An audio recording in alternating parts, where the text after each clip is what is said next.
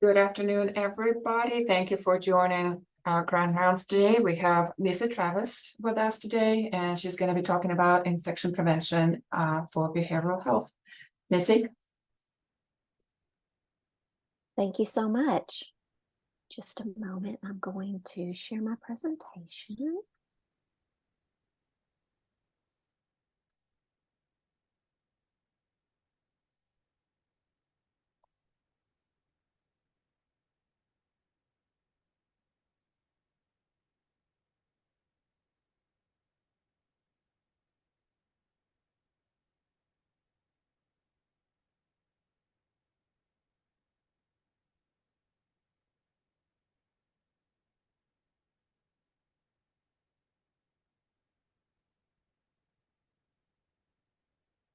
Okay, can you all see my presentation? Yes. You can? Okay, perfect. All right, well, thank you so much for having me today. I'm so happy to be talking to you about this important and relevant topic. For many infection preventionists, the thought of creating an infection prevention program can seem overwhelming. I know because I have been there too. So today we're going to dive into this topic and break it down into 7 manageable steps specific to behavioral health. I will also be giving you some practical tips that you can apply today. I found that many times we skip the practical parts of infection prevention, and most of us have to learn those hard lessons on our own. So I want to help you overcome some of those. So we're going to discuss some of those tips as well. So let's get started. So these are our objectives for today. At the end of this presentation, you should be able to know the basic components of an infection prevention program in a behavioral health setting, improve compliance with infection prevention practices, engage healthcare workers, physicians, and leaders, manage time for infection prevention activities. This is a big one, and create an infection prevention program. So before we get into the primary components of a program, I want to ask you a question. This Why? is Joya. Missy, I think that your screen is not scrolling. Your slide set is not scrolling. Oh, it's not. Okay. Just a minute. Sorry about that. Stop here for just a second. Okay.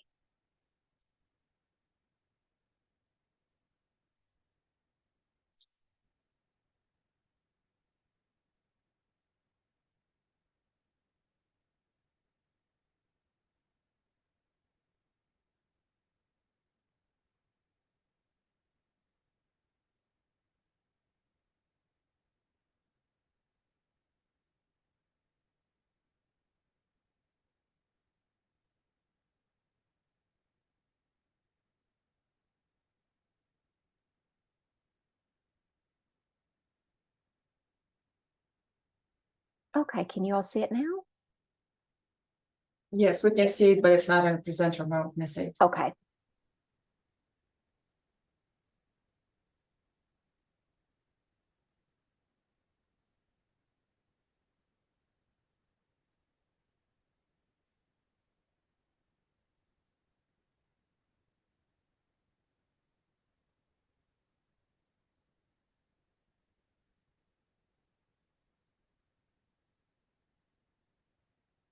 There Okay, you go. now. Okay. All right, let's try this again. Okay. Thank you for letting me know. All right, so here we are. Okay, so why do we need an infection prevention program? So think about this for just a moment. Why do you do what you do? It's important that you understand why you are doing what you do before we dive into how to do what you do. I encourage you to really think about this question and write down your answer somewhere so you can reference it again, because I promise you that you will need to remind yourself from time to time. If we learn nothing else during the COVID-19 outbreak, I think we learned, if we really loved infection prevention and why we did what we were doing. So now that we've covered why you think we need a program, let's look at what some of the other experts described as the main purposes of the IP program. There's an article in Itchy that does a wonderful job breaking down the why for infection prevention. First, we want to protect the patient or the resident. This step is very familiar to those of us who have been working in healthcare. This drives much of what we do in healthcare overall. Next, we want to protect healthcare personnel, visitors, and others in our facility. And you're very likely familiar with this concept in behavioral health because you do have to spend some extra time and effort thinking about protecting the people who are caring for the patient or the resident. While it may be a hassle or a point of contention, we have to do it. We need to meet those accreditation and regulatory mandates so that we can keep our doors open and continue to take care of patients. And finally, we want to accomplish goals in the most cost-effective manner as possible so we can continue providing care to the community. So now that we've covered the why for our IP program, let's review the 7 essential steps in developing your program. So first, you have to have that overall structure. Then you have to have surveillance and reporting mechanism for HAIs and communicable diseases. You have to have policies and procedures, education and training, an oversight committee and a physician champion, environmental rounds, and then antimicrobial stewardship. Now, you might be thinking you've seen some of these before in an acute care setting, or if you have worked in a long-term care setting, and you're right, because these overall basic components are applicable across the board in healthcare. The difference is how we apply them in the different settings. So for the purpose of today's presentation, we are going to apply them to a behavioral health setting. So step 1 is making sure you have the basic structure for an infection prevention program. To achieve this basic structure, you need 4 main components. So let's look at each one. So first, you have that annual evaluation. Then, based on your annual evaluation, you develop a risk assessment. Then, based on the risk assessment, you do your infection prevention plan and you set your goals.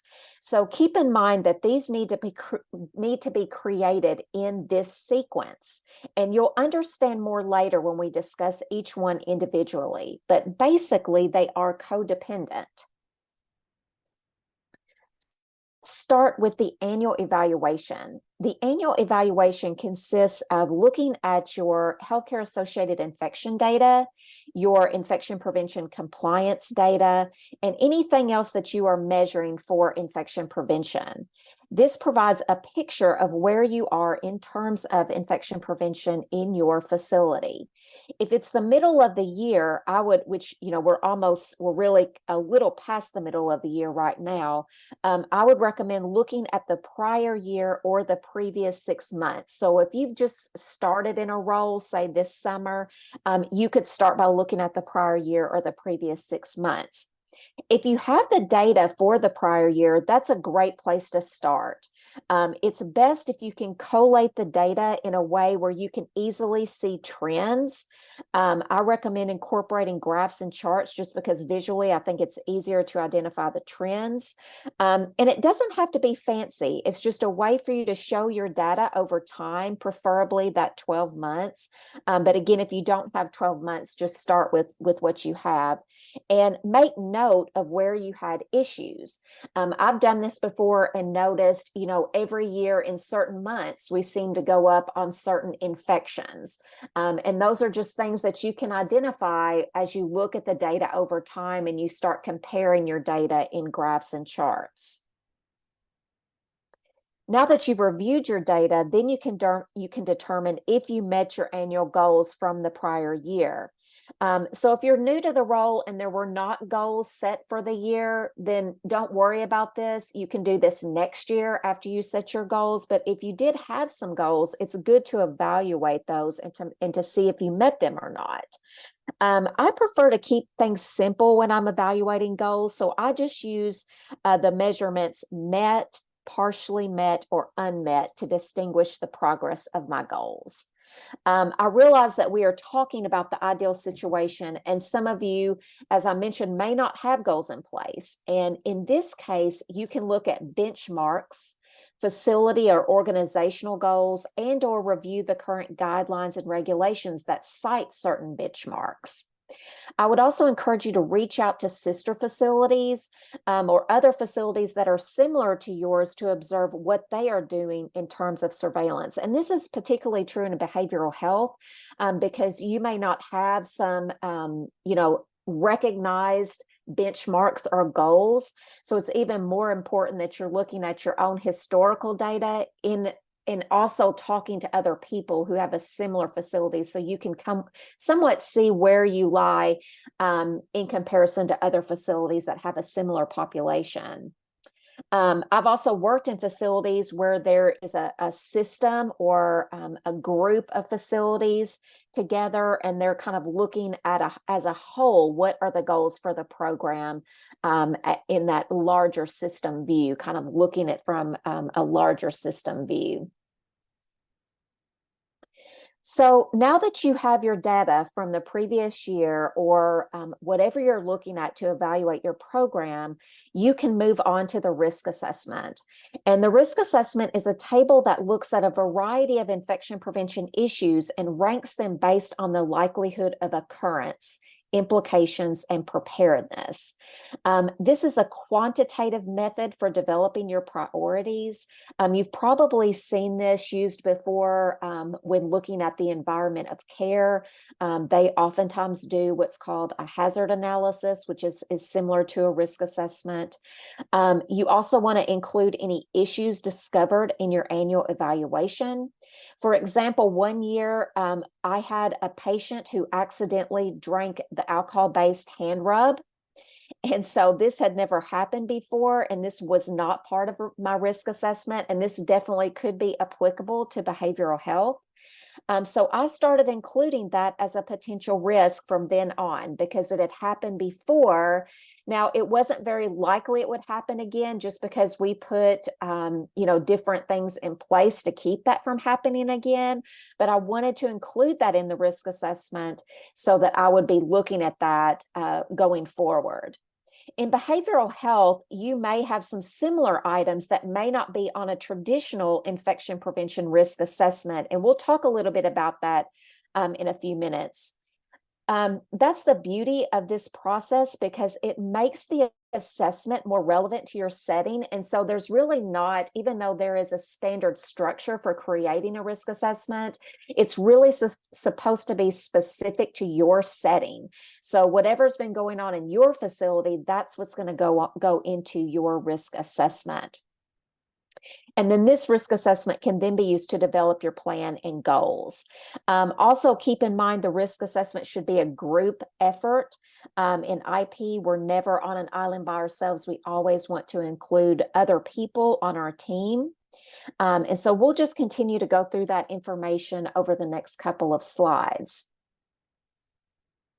So keep in mind, this is not an all-inclusive list, but this does give you a starting point of some of the things that you want to consider. Also, remember that you can always add items throughout the year if you identify new risks. COVID-19 is a great example. For most IPs, this was not in their risk assessment in 2020, but they had to add it as the pandemic continued to progress. And you better believe it's on most IP risk assessments now. You'll notice for behavioral health, also there may be a section, or I would recommend that you have a section on behavior risks, because oftentimes you'll have things such as self-harm, sexual activity, drug abuse. Also, there's a lot more group type setting treatments, and so you want to consider that as well. There's also more types of group housing. I recently worked with a detox unit, and they had several residents that were kept in one room. So just keep that in mind when you're developing this risk assessment, or what are some of those other risks that are imposed just by the types of populations that you're serving. So after you've identified your priorities in the risk assessment, you can begin the plan. And the plan is based on that annual evaluation that we talked about earlier, where basically you're just looking at your data and the risk assessment. Your goals are going to be based on your plan. And the goals are the way that you measure the items in your plan to make sure you have a way to determine success. Because remember, at the end of the year, you want to see if you met those goals or not. So for instance, if you observe that cleaning and disinfection was an issue in prior months, you may want to establish a goal related to checking rooms for proper cleaning and disinfection, or conducting training for the cleaning staff. And, how many people were you able to get through training? So step 2 is establishing your surveillance and reporting mechanisms for HAIs. So you want to start with, what definitions do you plan to use to identify HAIs? Many facilities use the National Healthcare Safety Network, or NHSN, but there are some facilities that prefer to use McGear criteria for certain infections, especially those in the geriatric population. So regardless of which one you use, consistency is key. You need to stick to the definition and continue to use it for the entire time period. You can't go back and forth between definitions. I once worked in a facility where the physicians wanted me to tweak the definitions. And this is not a good idea, because if you're not using the exact same definition, it's hard for you to compare to other groups and other facilities. So you want to use the ones that have already been established. Additionally, the NHSN ones are developed by experts at the CDC, so they're credible for use. It's also essential that you decide what system you plan to use for identifying HAIs and communicable diseases in your facility. You may want to use several of these methods for identifying infections, and there's some examples listed there for you. Milieu infections are specific to behavioral health because they are related to specific behaviors that can lead to infection. And so you really want to pay attention to, how do you know that these are going to be tracked? Because they can impact your HAI numbers and your program. It's also important that behaviors are documented, such as scratching, manipulating devices, any altercations between patients or residents. So that's one thing that's going to be specific and different for behavioral health settings. And then each state typically has a list of communicable diseases that are reportable. It's essential that you know which diseases are reportable and the correct method for reporting. And there's a couple of examples listed there. Again, kind of a caveat for behavioral health is that oftentimes you might have some hospital or healthcare associated STDs, because there is sometimes the chance for intermingling among patients, and things like that can happen while they are a patient at your facility. So this next step is policies and procedures. And the first thing you want to have in place is an authority statement. This statement enables you as the infection preventionist to have authority over the infection prevention measures, such as isolation and quarantine.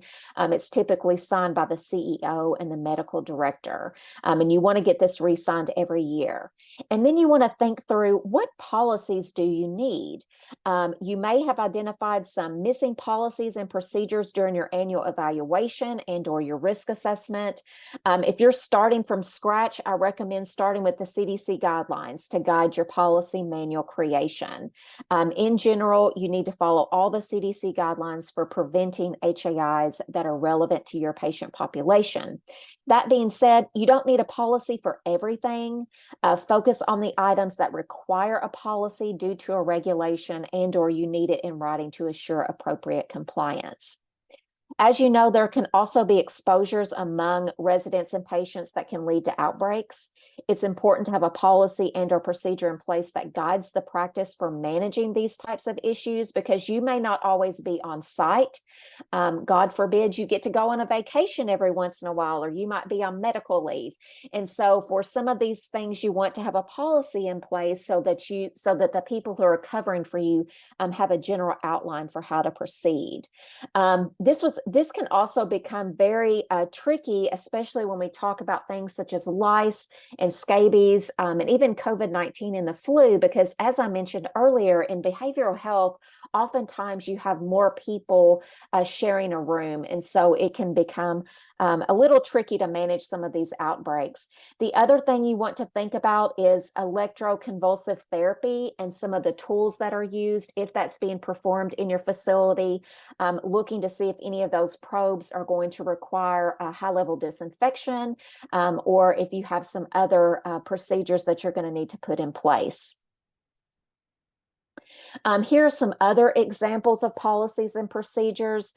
Just keep in mind, even if you're having some of these things done off-site, such as the laundry, you still need to have a policy and procedure in place for your facility, even if it is, we're just going to adopt the policies and procedures of the laundry facility. So in general, there are two types of training. There's annual training and then there's periodic training.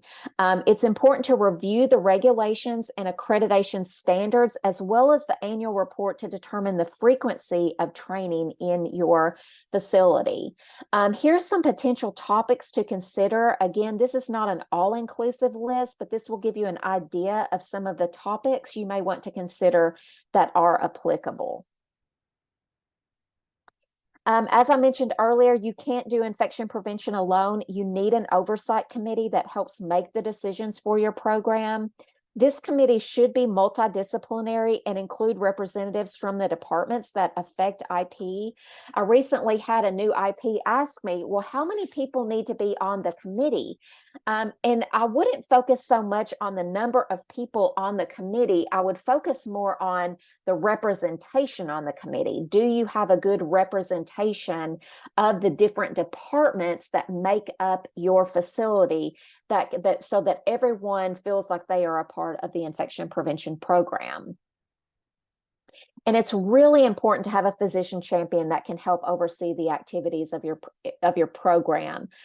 In my experience, physicians typically prefer to talk peer to peer.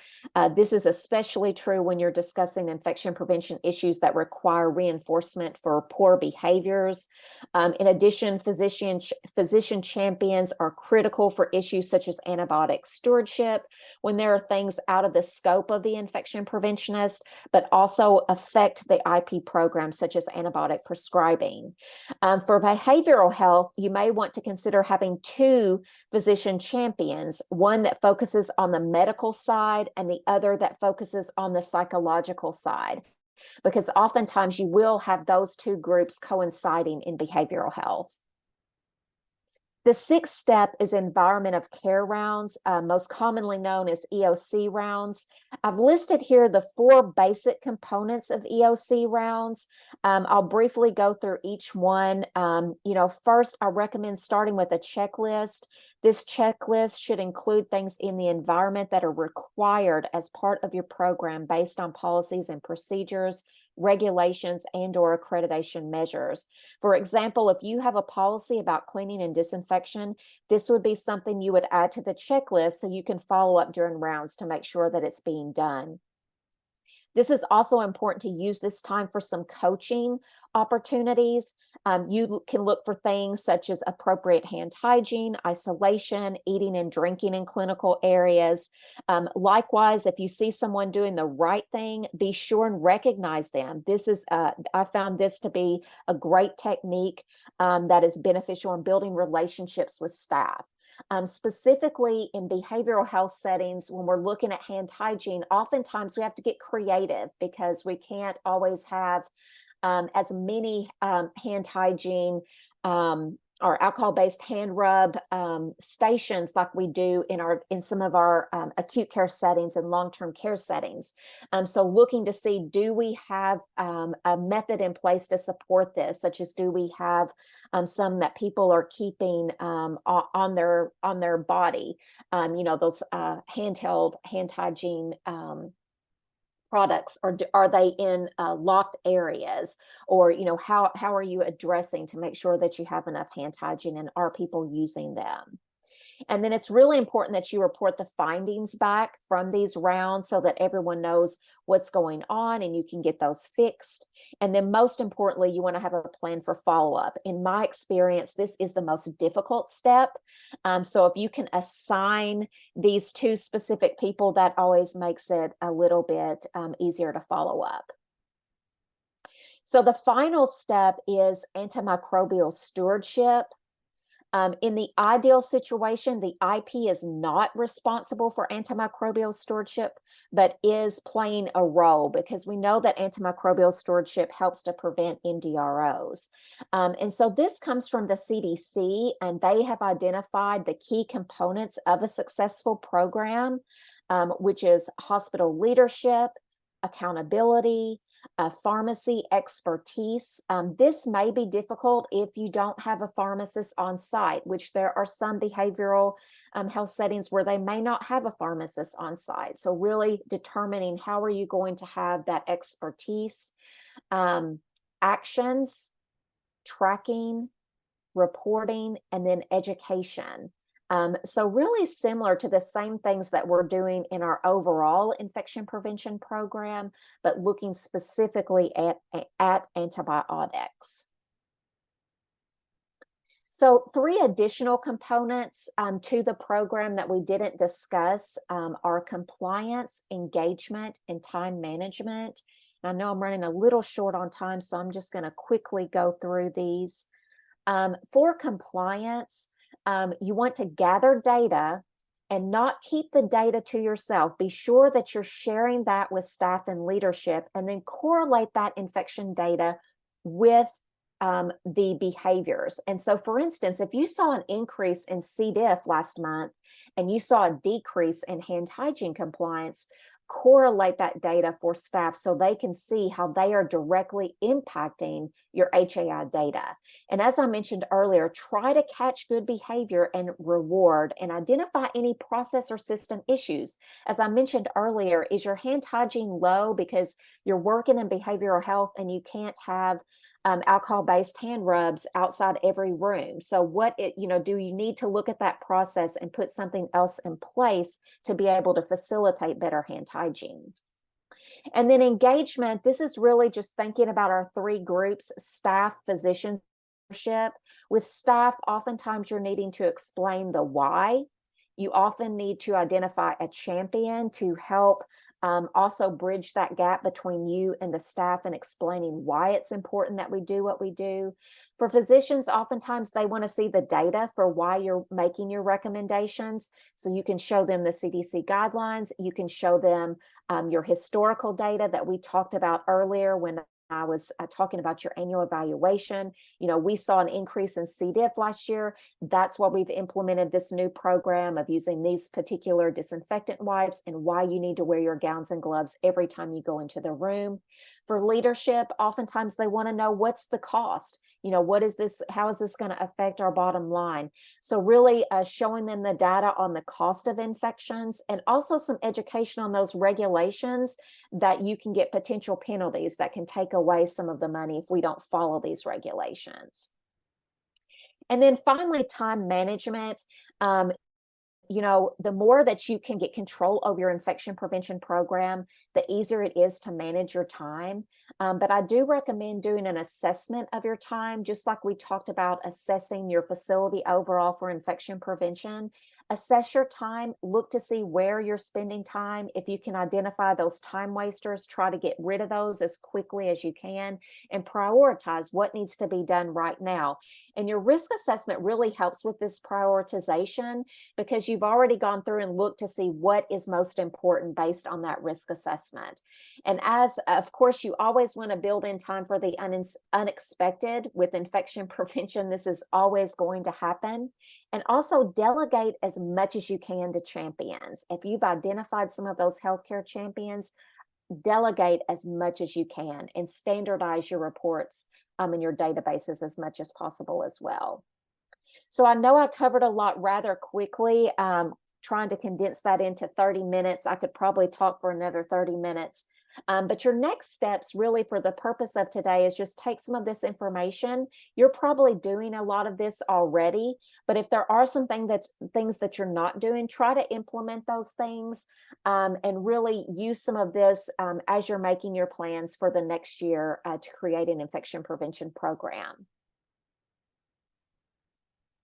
All right, and I think I have 1 minute left. So if anybody has any questions, these are the references used for the program today.